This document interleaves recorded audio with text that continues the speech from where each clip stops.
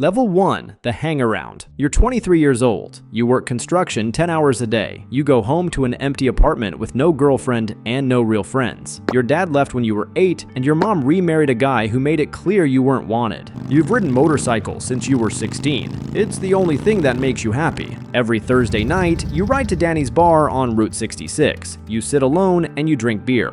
That's when you see them. They pull up on their bikes with skulls on their back. The engine rumble shakes the windows. They park out front, taking up the whole lot. People move aside and they walk in like they own the place. You watch them from your corner. They're laughing and drinking. They're brothers. They belong to something. But you've never belonged to anything in your life. One night, a member walks up to you at the bar. His name is Piston. Nice bike, he says. You ride with anyone? You shake your head. We meet here every Thursday at 7 p.m. You can ride behind us. You show up next Thursday. There are 15 of them. They don't talk to you. You just ride behind, keeping distance. This happens for 3 months. You're now a hang-around. You're just furniture. Someone who buys them beer, watches their bikes, and cleans up after parties. You never ask questions, and you never talk about what you saw. They're testing you. Can you keep your mouth shut? Are you a cop or just a loyal future member? Your mom asks why you're hanging around with those people. You stop calling her. The club comes first. Level 2, the prospect. You're 24. You've been hanging around for 8 months. You don't know it, but tonight they're voting on you. Piston speaks up. The kid's been solid. He showed up every time I called him and kept his mouth shut.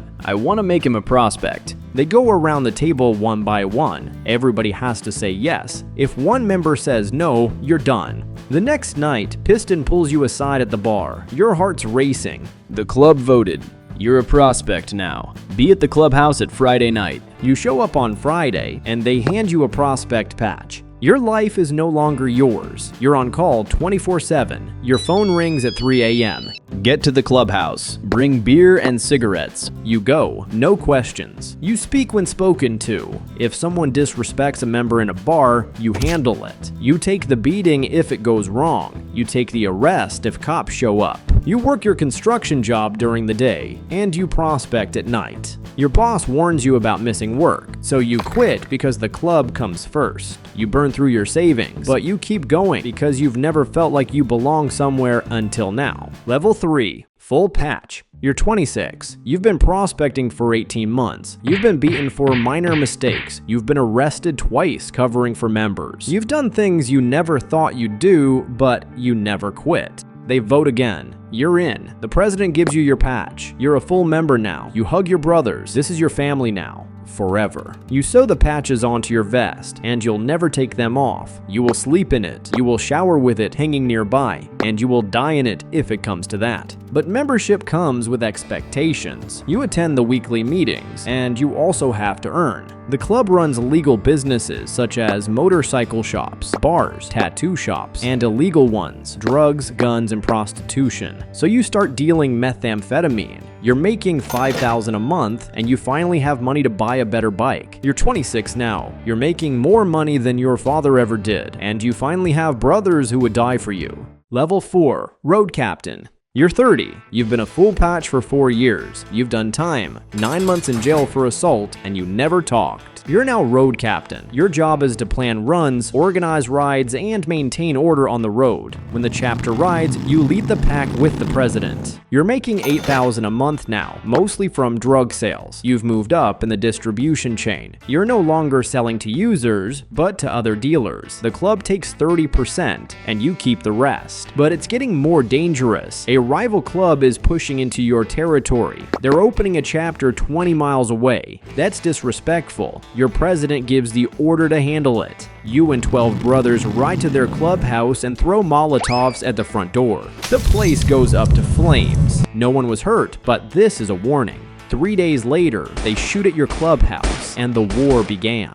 For 3 months, it's back and forth. Shootings, stabbings, and one of yours gets killed. Shotgun to the chest outside a strip club. You swear revenge. 2 weeks later, you find the guy who did it. You and 3 brothers beat him until he stops moving. Then you bury him in the desert, deep enough that the coyotes won't find him. Level 5, Sergeant at Arms. You're 34 and you became Sergeant at Arms. Your job is discipline and security. A member is caught stealing from the club $10,000 from a drug deal. You're told to handle it. You beat him unconscious and leave him on his front lawn. He's not dead. He's kicked out. You take his patches, his vest, his bike. He's nothing now. And if he talks, he's dead. You're making $10,000 a month. The club has expanded its operations. You move 50 guns a month. The profit margin is insane, but the risk is high. If you get caught, you can go to jail for 15 years. Your family doesn't talk to you anymore. Your sister won't let you near her kids. Your mom sees the tattoos, the scars, the dead look in your eyes, and she cries when she sees you. Level 6, Vice President. You're 38, you've been shot twice, arrested 7 times, and even served 5 years. But you never talked. The club trusts you. The president is getting old and he names you vice president. You run the day-to-day operations now. The club brings in $300,000 a month from drug sales, gun sales, prostitution, and you launder it through the legal businesses. But the pressure is crushing. You're responsible for 40 members in your chapter. Their problems are also your problems. A member gets arrested on a murder charge. You hire the lawyer. A member's old lady dies of an overdose. You organize the funeral. You're making $15,000 a month. You own a house, drive a truck, and look like a successful small business owner, but you sleep with a gun under your pillow. You have cameras on every corner of your house. You've survived 3 assassination attempts, but the rivals haven't forgotten. Level 7, President. You're 42. The old president steps down and the chapter names you as a new one. You run the club, represent the chapter at meetings, and decide when the club goes to war. But you're also a target. Every ambitious member wants your position.